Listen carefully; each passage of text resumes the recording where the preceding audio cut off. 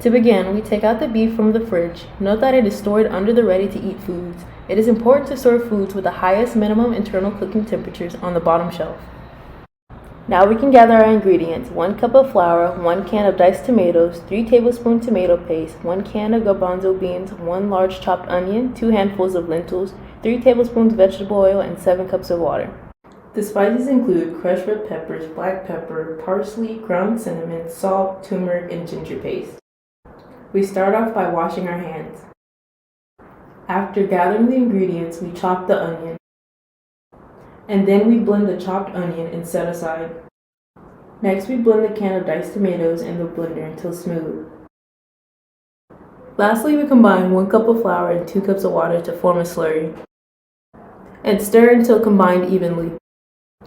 Now we can begin to add the ingredients to the pressure cooker. We add the beef and oil to start browning. Browning is in part the result of the Maillard reaction, which involves the interaction between reducing sugars and proteins, resulting in the browning of meat.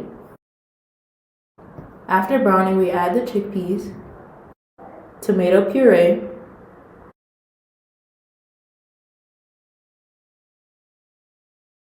the blended onion, the spices, and 3 cups of water.